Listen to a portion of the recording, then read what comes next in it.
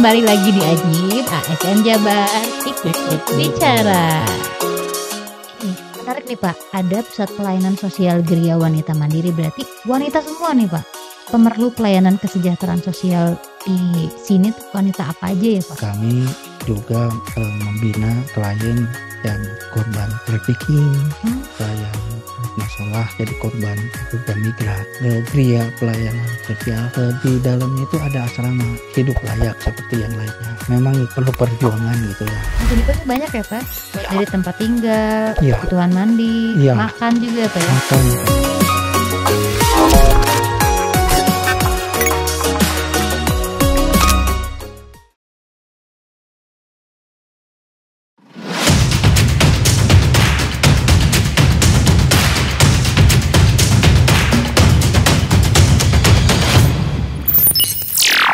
Assalamualaikum warahmatullahi wabarakatuh. Akang Teteh kembali lagi di Ajib ASN Jabar Ikut Bicara. Alhamdulillah hari ini kita kedatangan tamu terhormat jauh-jauh dari Cirebon. Selamat datang Bapak Haji Arif Subakti SPD MPD. Beliau ini selaku Kepala UPTD Pusat Pelayanan Sosial Geria Wanita Mandiri Dinas Sosial Provinsi Jawa Barat. Selamat datang di Ajib Bapak. Pak, perjalanan karirnya ini bisa diceritain terlebih dahulu nggak Pak nih Pak? Bapak Arif ini sejak kapan jadi kepala UPTD? Emang nggak Pak? Silahkan. Saya sebetulnya sejak diangkat tahun 90 itu di Dinas Pendidikan Provinsi Jawa Barat. Wih, Sejak terlihat zaman dari Kanwil gelarnya. ya. Oke. Jadi keahlian saya di bidang pendidikan. Dan baru tahun 2021 saya pindah ke Dinas Sosial sesuai dengan keahlian saya di bidang kepelatihan. S2 saya bidang kepelatihan. Jadi saya ditempatkan di pusat pelayanan sosial ini yaitu tempat pelatihan. Jadi cocok buat saya. Jadi baru 3 tahun lah saya bekerja di Geria Wanita Mandiri ini. Oke. Ini menarik nih Pak, ada pusat pelayanan sosial Geria Wanita Mandiri, berarti wanita semua nih Pak? Ya, kliennya memang khusus bagi wanita. Sesuai dengan namanya Pusat Pelayanan Sosial Geria Wanita Mandiri. Yaitu untuk menciptakan wanita supaya bisa mandiri. Betul. Bisa membantu perekonomian keluarga, tidak tergantung dengan orang lain, bisa mandiri berusaha sendiri. Ini kira-kira Pak, kalau pemerlu pelayanan kesejahteraan sosial di sini tuh wanita apa aja ya Pak? Ya, khusus untuk Puskesmas Geria Wanita Mandiri, kami melayani klien yang terutama untuk wanita yang rawan sosial ekonomi, di mana setelah COVID itu kan banyak PHK, otomatis banyak pengangguran di mana ya suami tidak bisa mencukupi kebutuhan hidup rumah tangga. Untuk itu wanita diminta untuk mempunyai andil untuk membantu meringankan beban hidup ekonomi rumah tangga. Jadi membantu perekonomian keluarga. Jadi kalau sebenarnya tugas yang utama mata pencaharian itu laki-laki ya Pak ya? Ya, Ini wanita sebetulnya. perlu dilatih untuk Ya, bisa membantu. membantu. Ya, perekonomian keluarga. Jadi kami latih, kami bina supaya mereka bisa berusaha. Wanita rawan ekonomi tadi Ya, Pak? yang untuk rawan ekonomi, sosial ekonomi. Ada segmen lain Pak? Ada. Kami juga membina klien yang korban trafficking. Oh iya. Biasanya wanita pekerja yang dikirim ke luar negeri atau ya ke kota besar, akhirnya dikena tipu, akhirnya dijual belikan. Yang tadinya diiming-iming jadi pekerja pelayan restoran, pembantu rumah tangga, di tempat hiburan gitu ya, jadi waitress dan banyak pekerjaan di kota, tapi ternyata dimasukkan ke tempat hiburan untuk menjual diri gitu kan. Banyak yang ya itulah kena tipu. Kemudian ada yang wanita yang bermasalah jadi korban pekerja migran ke dalam negeri ya ke kota besar dan yang migran ke luar negeri di mana mereka ya karena kurang punya keterampilan mereka di sana terlunta-lunta akhirnya terjaring oleh pihak berwajib akhirnya ya karena mereka juga mungkin melaporkan bahwa mereka terlunta-lunta di kota besar dan di luar negeri misalnya ya akhirnya oleh eh, instansi tersebut ya ada yang dari kepolisian ada dari dinas sosial kabupaten kota akhirnya dikirim kepada kami untuk dibina. Tuh, tadi human trafficking, balik dalam negeri, luar negeri, gitu. Kalau dalam negeri biasanya kota-kota besar ya, Pak, ya? Ya betul. Dan ada lagi, Pak, segmennya? Ada juga yang wanita yang korban KDRT. Nah, jadi pusat pelayanan kami itu juga merangkap menjadi rumah aman bagi mereka karena mereka yang namanya KDRT yang suaminya berurusan dengan hukum ya, misalnya eh, ditahan, biasanya kan ada tekanan dari keluarga suami, itu ada ancaman dan lain sebagainya. Jadi dia tidak bisa tentram tinggal di rumah. Akhirnya dirujuk ke tempat kami untuk sampai keluar putusan pengadilan suaminya dihukum gitu kan. Dan akhirnya korban tersebut bisa kembali ke rumah sendiri dengan keadaan yang aman. Korban KDRT. Korban KDRT. Ada lagi, Pak? Uh, Iya, Pak. Wanita tunasusila. Wanita tunasusila itu tidak ada yang mendaftar secara sukarela ke kami, tapi hampir semuanya terkena jaring razia. Jadi kabupaten kota untuk ketertiban sosial ya masyarakat di lingkungannya di kabupaten kota mereka melakukan razia pembersihan gitu ya karena penyakit masyarakat akhirnya dilakukan razia dan karena mereka di kabupaten kota tidak mempunyai fasilitas untuk ganti pelayanan sosial untuk mereka maka mereka merujuk atau mengirim pada kami untuk dibina di tempat kami. Oke. Berarti ada 4 jenis wanita yang Ya, istilahnya kliennya ya dari klien, dinas sosial betul, ini. betul. Wow. Itu semuanya adalah wanita-wanita yang alhamdulillah Pak dibantu oleh tim dinas sosial ya Betul. karena kenapa wanita mungkin harus spesifik dan harus kekhususan gitu ya sampai Ya, betul. dibantu gitu sampai dibikin Betul. UPT-nya sendiri karena wanita ini makhluk yang rawan ya Pak ya. Ya, Jadi yang betul. rentan gitu. Betul, betul. Kalau tidak ada dukungan sosial, moral itu akan mudah mungkin kayak misal bunuh diri dan lain Ya, sebagainya. banyak yang gitu.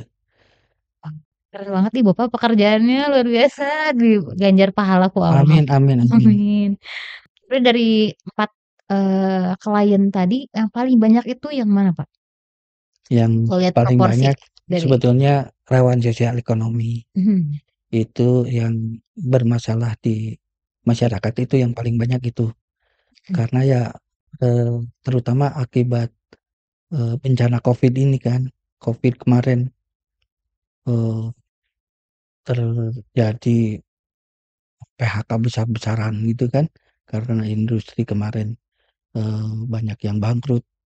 Akhirnya muncul PHK pengangguran. Jadi berdampak pada ekonomi keluarga. Jadi otomatis wanita juga terpanggil untuk Iya. membantu perekonomian keluarga.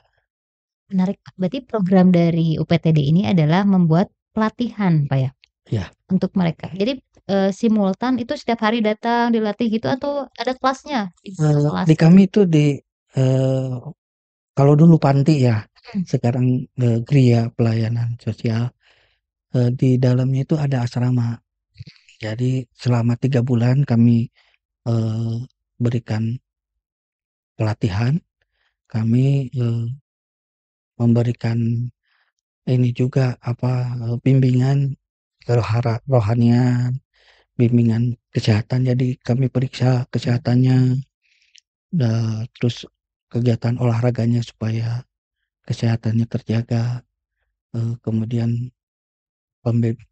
pembinaan kedisiplinan biasanya dari kerjasama kami dengan kodim setempat militer gitu ya, untuk bagaimana supaya mereka bisa berdisiplin. Kemudian kami juga bekerja sama dengan Kementerian Agama untuk memberikan penyuluhan tentang keagamaan.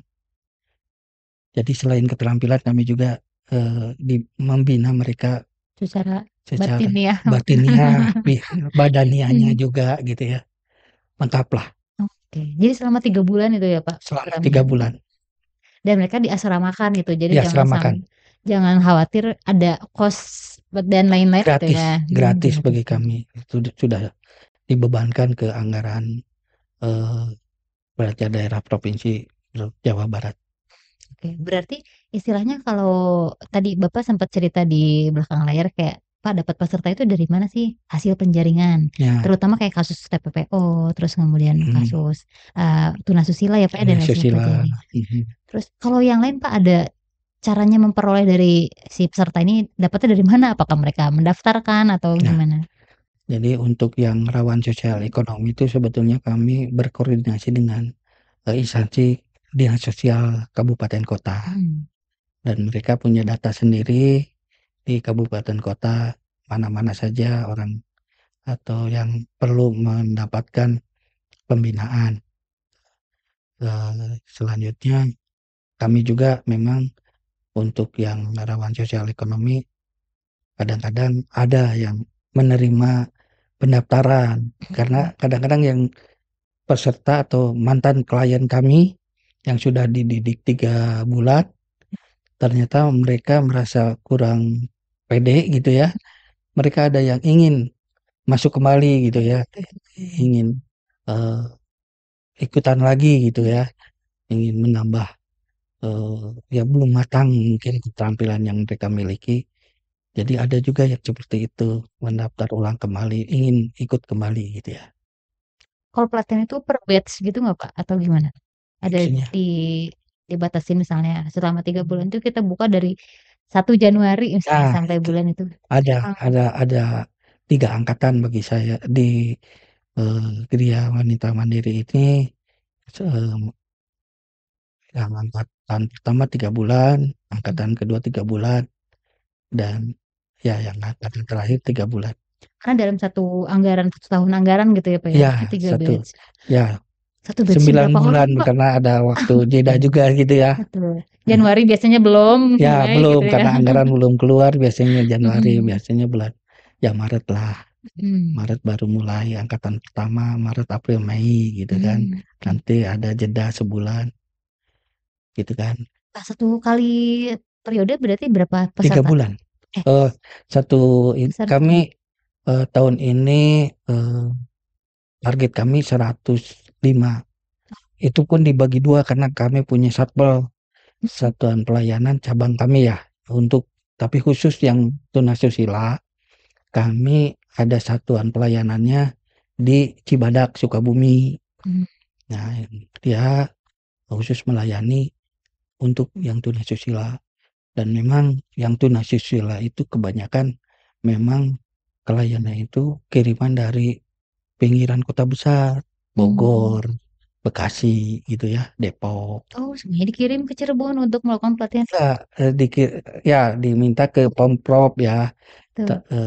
karena jauh ke Cirebon, ada satpelnya di Sukabumi, di Cibadak. Oh iya, Jadi ditambung di sana, cabang kami gitu ya, Satuan Pelaksanaan gitu, berarti khusus ada di tunasusila. Cibadak, ada lagi, Pak? Udah, kami Oh, punya satpelnya cuma satu oke, untuk yang khusus wanita khusus itu. wanita. Hmm, Dan di Cibadak tuh khusus tunasusila, khusus tunasusila. dispesifikasiin lagi kan? Ya, Karena dekat puncak, Pak. nah termasuk daerah puncak yang itu ya, daerah Cipanas gitu ya. Mhm. Terus Bogor juga kan pinggir daerah metropolitan ya, Bogor, Bekasi, Kalimalang itu Iya betul. kemarin mengirim ke Kalimalang tadinya mau dikirim ke Sukabumi tapi karena memang ada renovasi di Sukabumi jadi ditutup dulu karena takut longsor gitu ya. Terpaksa dikirim ke kami ke Cirebon, ke Mhm. Palimanan. Jadi ya kiriman walaupun dekat Sukabumi terpaksa dikirim ke Cirebon. Cirebon. Oke, berarti sehari-hari mereka memang tidak bisa cari pekerjaan atau misalnya mendapatkan penghasilan gitu ya, Pak, ya? Selama di kami di karantina. Terus itu balik lagi supaya mereka Selama nggak balik lagi kan ke iya, karena mereka tuh yang contoh yang tunasusila itu ya, mhm, yang tunasusila itu memang eh, masuk ke kaminya itu dengan terpaksa. betul. Benteng 3 meter mereka loncati juga, banyak yang kabur karena mereka punya eh, beban ekonomi yang sangat berat. Jadi kadang-kadang jadi tulang punggung keluarga, orang tuanya yang sakit misalnya ya, harus berobat, perlu biaya besar. Ada anaknya yang leukemia, perlu biaya besar. Akhirnya kalau dimasukkan ke panti kan tidak menghasilkan. Nah, mereka tuh kadang-kadang pas masuk itu mereka ini nangis-nangis, Pengen keluar pengen gitu. keluar ya dengan berbagai macam cara. Ada yang termasuk yang itunya apanya ya, eee, bangsa keluarganya, terus bos-bosnya itu Oh, pengen pengen mengeluarkan ngebebasin gitu. mengeluarkan karena mereka untuk ada pemasukan yang untuk bos-bosnya itu dengan berbagai macam cara ya menekan kami gitu. Ada yang memakai ini pengacara dan lain sebagainya. Mhm, Ya intimidasi mengancam ya, ya betul. supaya bisa mengeluarkan mereka. Udah gitu diapain, Pak, sama Bapak?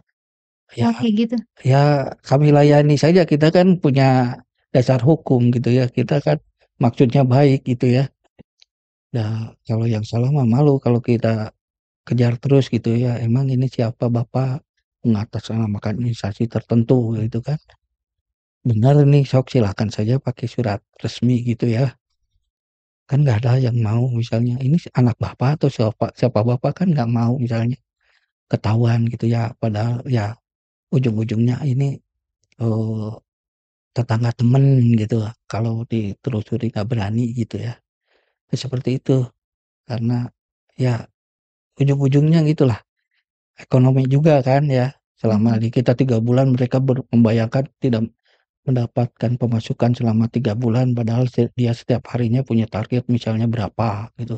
Ada yang setiap hari melayani 10 orang, coba bayangkan. Nah seperti itu kan, bagi mereka itu memang, eee, penghasilannya itu memang sangat dituntut karena coba bayangkan mereka kadang-kadang di pedesaan punya hutang karena rumahnya, bocor segala macam atau mau runtuh, direnovasi 50 juta sampai 100 juta. Dengan uang segitu mereka minjam uang di kampung untuk mengembalikan uang 50 juta 100 juta, coba bayangkan di pesisir Pantura sudah seperti apa gitu kan, usaha apa, akhirnya lari ke kota. Nah, untuk itu. Kebayang sih Bagi kita ya, tiap bulannya mungkin mereka ada target harus nyicil berapa gitu. itu kan, bagi mereka nyicil 1.000.000 di kampung gimana bisa ya, atau 1.000.000, 2.000.000. Nah itu, jadi mereka punya beban hidup yang sangat berat. Tekanan ekonominya seperti itu contohnya.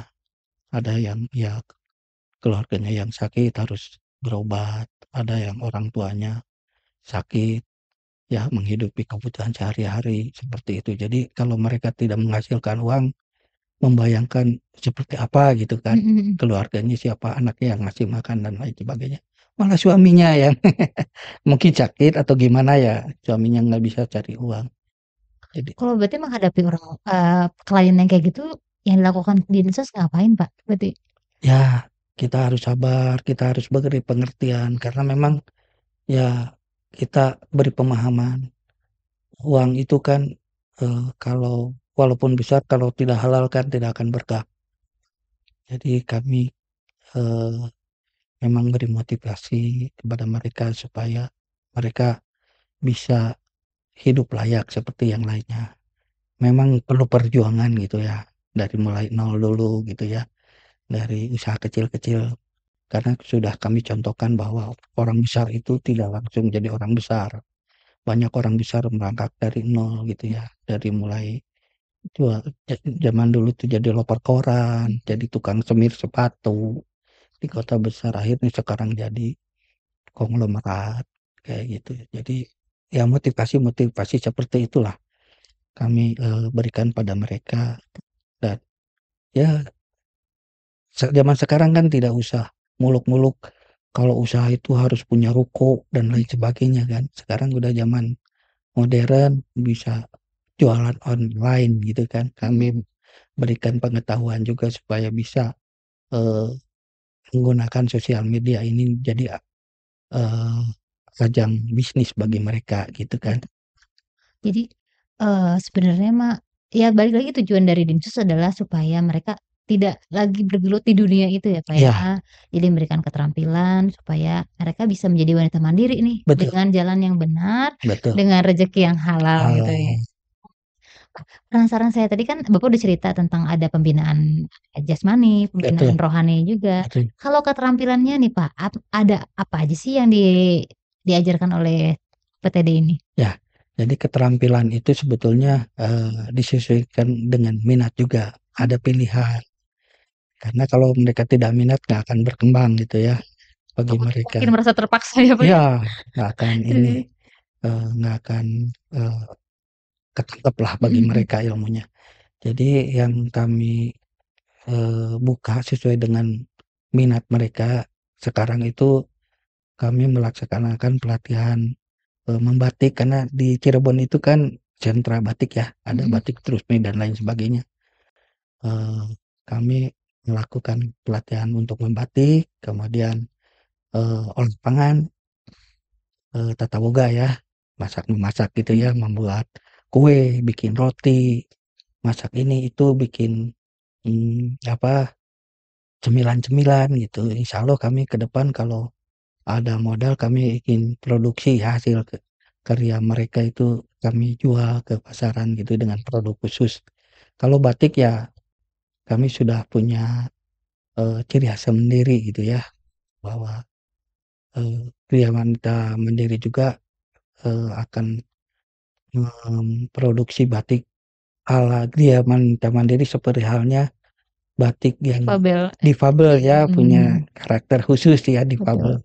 Kami mungkin karakternya nanti akan ada ciri khas, contohnya ya kupu-kupu Oh, iya, identik ya, kupu-kupu identik, malam gitu ya, betul. tapi ya ada corak batik kupu-kupu itu ya karya kami, karya mantan wanita tunasisila yang akhirnya bisa berkarya menjadi kreasi batik, ya batik dari ya untuk, apa, karya yang betul-betul halal gitu ya, Keren keren Pak.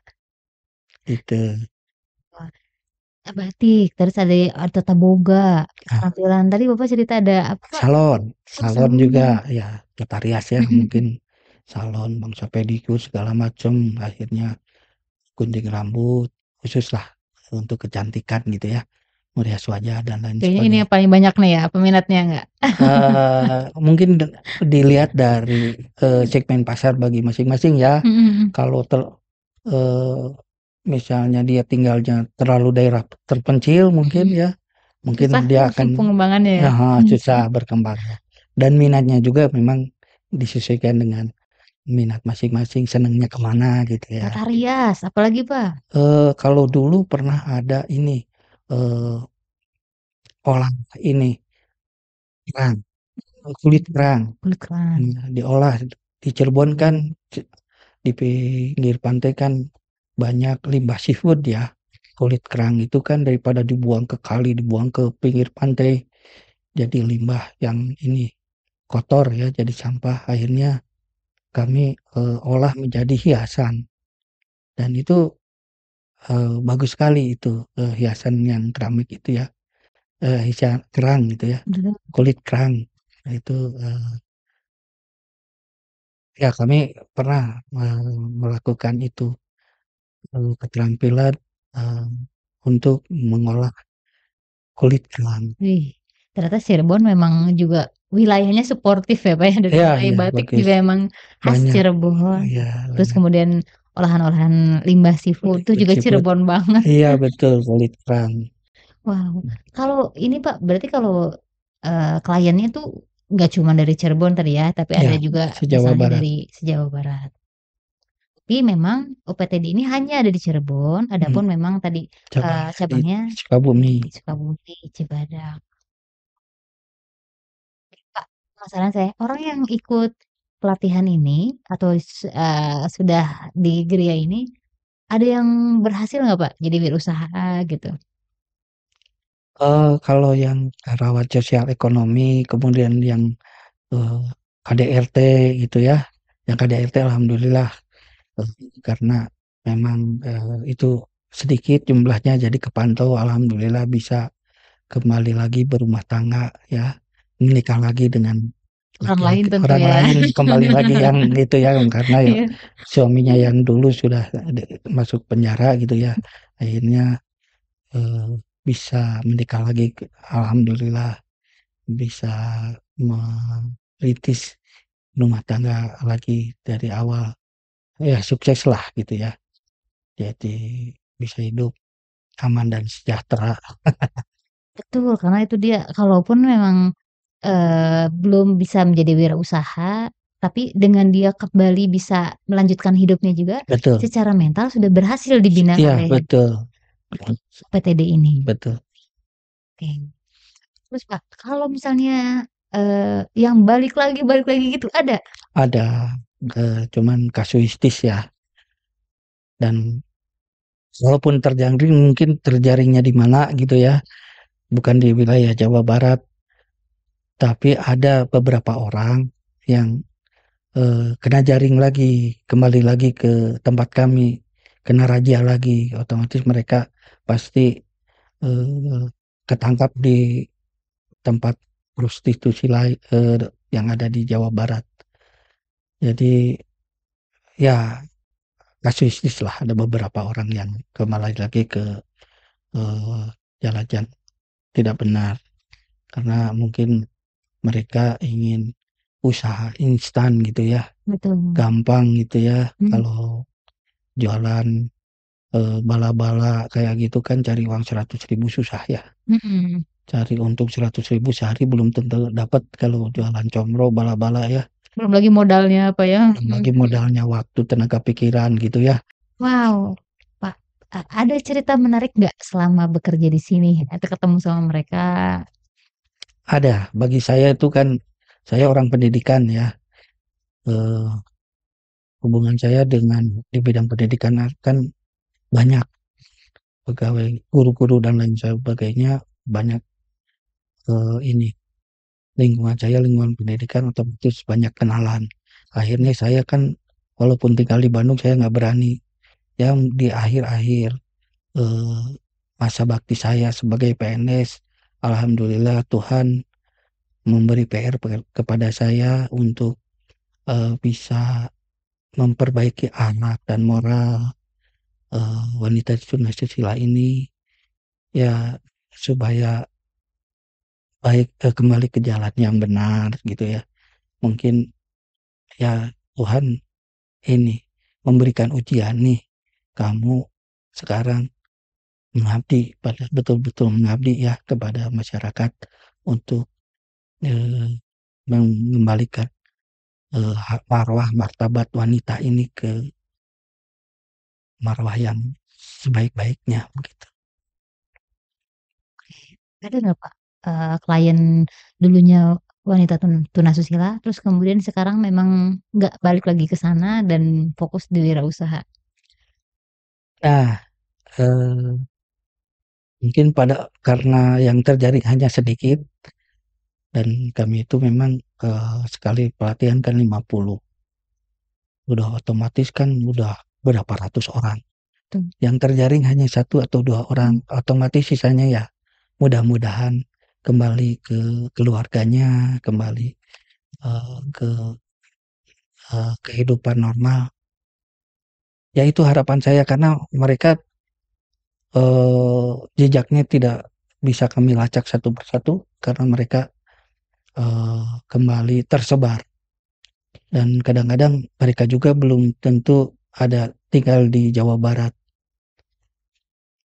Mungkin mereka tadinya orang Jawa Tengah, Jawa Timur, atau ada yang dari Banten banyak kembali ke Lintas kampung provinsi. halaman. Ya, lintas provinsi tapi terjaring di Jawa Barat. Karena bagian yang monitoring itu mungkin bagian lain ya, bukan bagian Bapak atau gimana? Ada kegiatan monitoring, mungkin teman-teman saya di kantor saya melaksanakan monitoring ke dinas sosial kabupaten kota. Dan ya itu dia, kalau yang rawan sosial ekonomi orangnya tetap tempat tinggalnya tetap bisa, alhamdulillah mereka sudah pasti ada perbaikan hidup lah. Karena sudah mempunyai keterampilan gitu ya. Betul, sekecil Menjahit apapun perubahannya sekecil nggak apa-apa apapun, ya. walau memang tidak drastis sampai sekarang belum ada yang jadi konglomerat hasil binaan dari kami, tapi minimal mereka bisa hidup mandiri lah. Betul. Itu. Oke, selama kerja di sini Pak, hambatan apa sih Pak yang biasanya ditemukan gitu? Kalau hambatan ya sebetulnya cita atau keinginan kami yang betul-betul ingin atau mempunyai harapan yang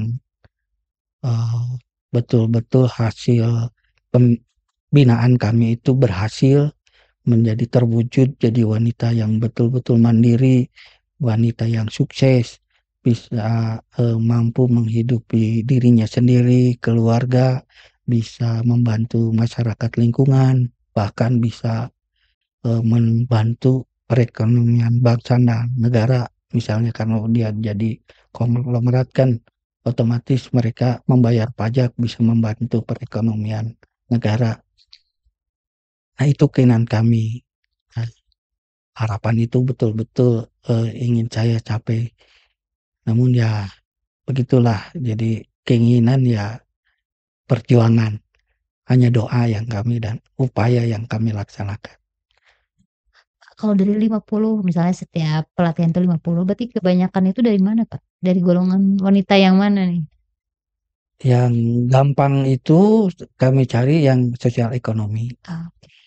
Kemarin hampir ada ini juga, ada pembersihan di wilayah sekitar kami di Cirebon, tapi ya jumlahnya bakal banyak melebihi kapasitas kami. Akhirnya mereka mensosialisasikan dulu ada pilihan mau kembali ke kampung halaman atau dijaring, dirazia gitu kan, ditawarkan seperti itu. Alhamdulillah mereka akhirnya bubar gitu kan. Kalau ini karena tempat itu sudah puluhan tahun ya, di daerah dekat Palimanan juga di situ namanya Gua Macan gitu kan, karena ada industri semen di situ. Ya sopir-sopir truk semen itu kan Pantura ya? ya daerah Pantura kayak gitu kan otomatis ke tempat remang-remang biasanya. Nah di situ ada tempat namanya Gua Macan. Kemarin dirazia. Tapi sebelum ada razia koordinasi dengan kami, siap enggak katanya. Ya kami kebetulan kan kapasitas kami 50 tadi ya? ya 50, tinggal kekurangan hanya beberapa orang. Jadi mereka ya tidak jadi razia, disosialisasikan aja, jadi bubar mereka dengan sendirinya gitu kan. Karena mau gimana ya Pak ya, karena kan itu masalah sosial ya Pak ya. Betul. Kalau dengan ada yang kayak gitu, Iya. harusnya semua rakyat Indonesia tuh bisa bekerja dengan cara yang benar gitu, Betul. jalan rezeki halal. Tadi selama 3 bulan ini Pak, mereka berarti dikontrol harus masuk gitu setiap hari, Di ikut karantina program. seolah-olah. Mhm.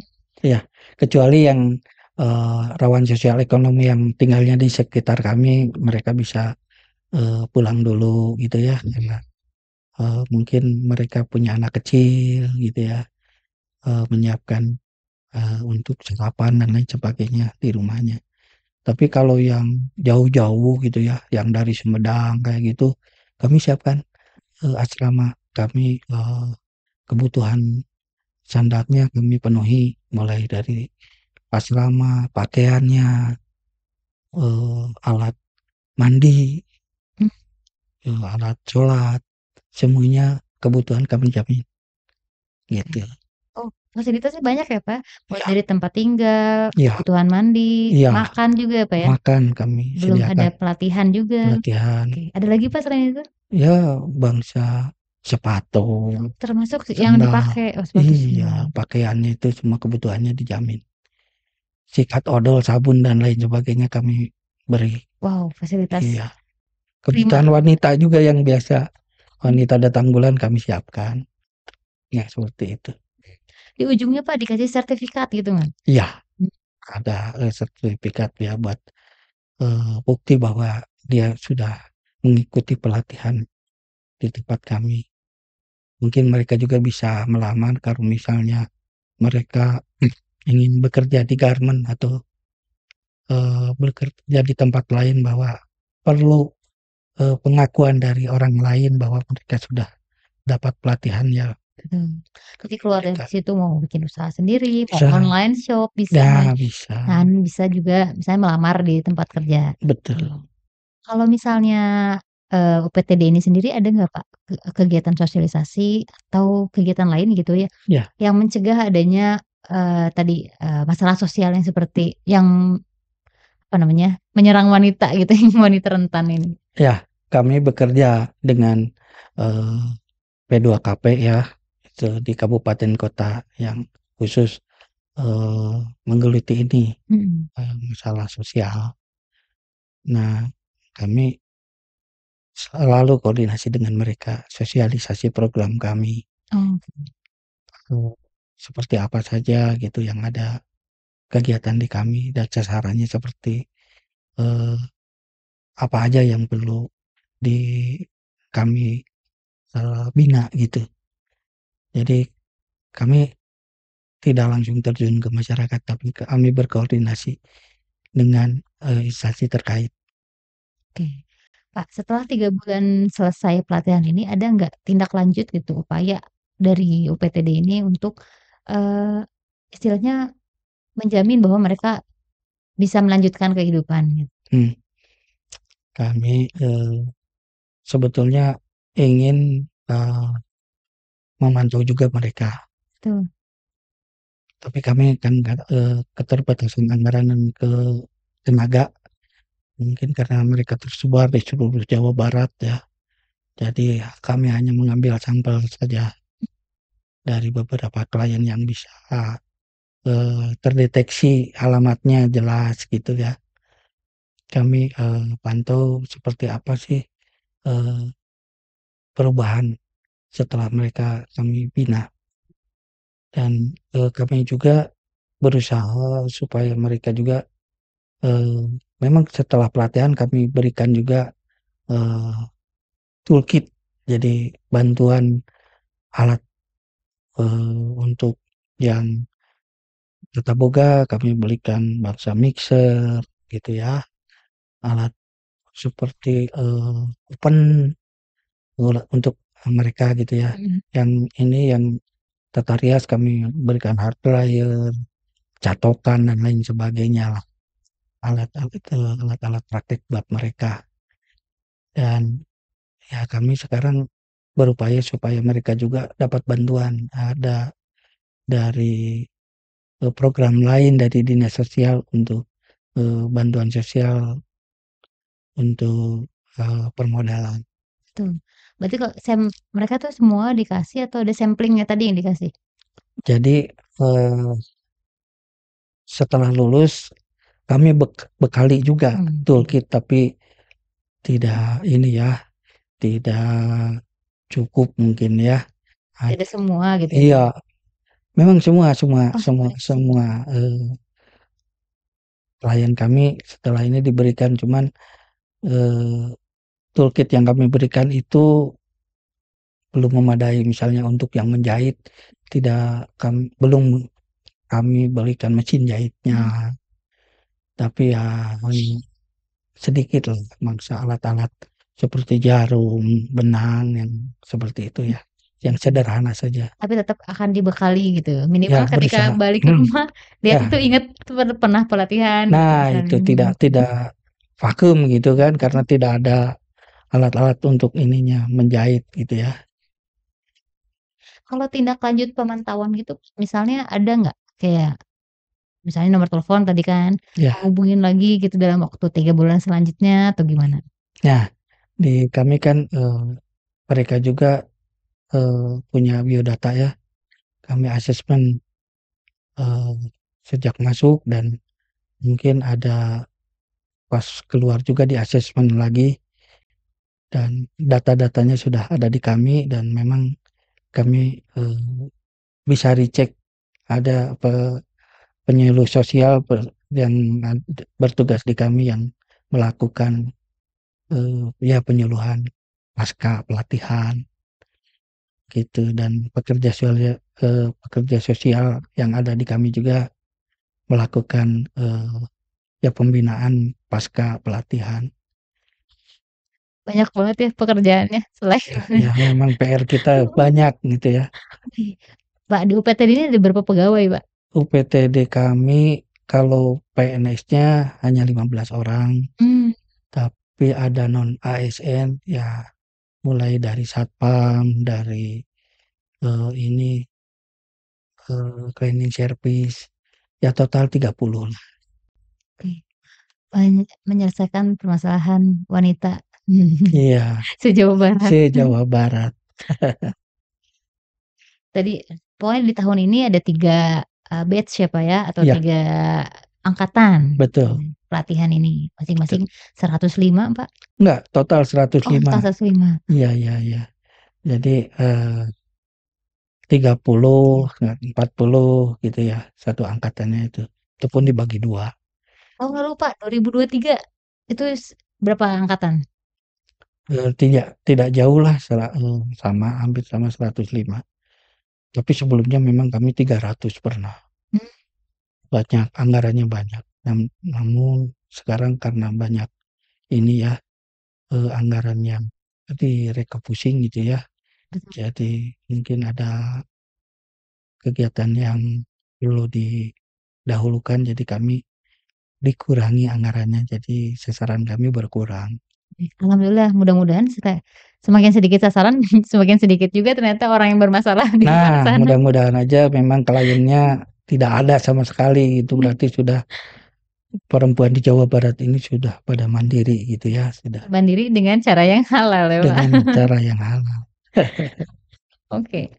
Pak, kalau misalnya selama bekerja, tadi kan Bapak cerita ada, itu tadi menarik banget kayak ada orang yang tiba-tiba bawa pengacara kayak gitu. Ya. Itu, kalau misalnya kita sendiri sebagai ASN itu kita punya backup dari segi hukum juga apa enggak? Misalnya dari segi pengacara dan lain-lain. Ya, kami kan sebetulnya lembaga rujukan. Kami tidak menangkap mereka. Betul. Jadi yang menangkap mereka kan pihak aparat hukum. Silahkanlah berhubungan dengan aparat hukum lagi silakan, kan ada aturan mainnya kan, bisa di pra-peradilan kan, silakan. Mereka juga melayani.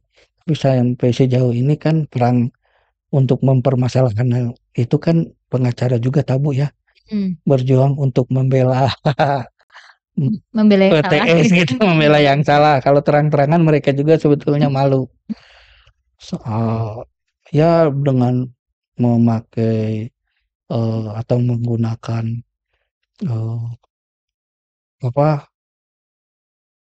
backing ya. Nggak main-main ya kerjaan Bapak ini, Wah, biasa banyak lumayan. ancamannya. Ancamannya dari ya, tapi ya kadang-kadang hanya ini aja, hanya nakuti, belum tentu. Misalnya kan saya dari ini, saya dari Polda, saya dari Kodam, saya dari BKD juga gitu kan ngancam ke saya. Tapi setelah saya telusuri akhirnya, oh bukan katanya itu ya tetangga temen gitu kan. Kalau ditelusuri akhirnya kan mereka malu sendiri gitu kan. Hanya bohong-bohong aja hanya supaya kita ikut, akhirnya kan bisa mengeluarkan klien gitu. Ini luar biasa definisi pahlawan kayak gini ya Pak, banyak rintangannya. Perjuangan ya, itulah risiko pekerjaan begitu, mungkin jabatan saya di situ. Memang tantangan gitu, tapi ya dinamika, saya nikmati saja. Saya ketawa saja kalau ditakut-takuti pakai yang itu, karena ya itu kadang-kadang ada ini apa, iming-iming, iming-iming pakai uang gitu kan. Nah, upaya untuk disuap Bapak ceritanya? Iya, ada.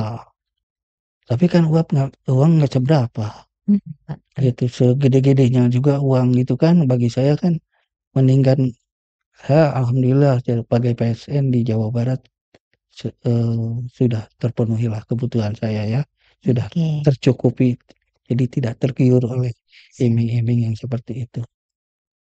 Seru banget Pak ini, obrolan kita hari ini. Ternyata ada yang namanya ternyata ada yang namanya UPTD, abi ge maca deui Pak, bakat tinggal Ya, panjang ya. ya, ya, ya. UPTD Pusat Pelayanan Sosial Gria Wanita Mandiri, Gria Wanita Mandiri, oke, dari Dinas Sosial Provinsi Jawa Barat. Tadi Akang teh kalau nyimak ada berapa coba, perempuan yang menjadi kliennya, ada mulai dari, rawan ekonomi, terus, trafficking mau luar negeri atau misalnya di kota-kota besar.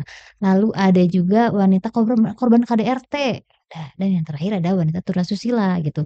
Mereka wanita-wanita rawan ini dibantu oleh dinas sosial ini untuk mengikuti pelatihan.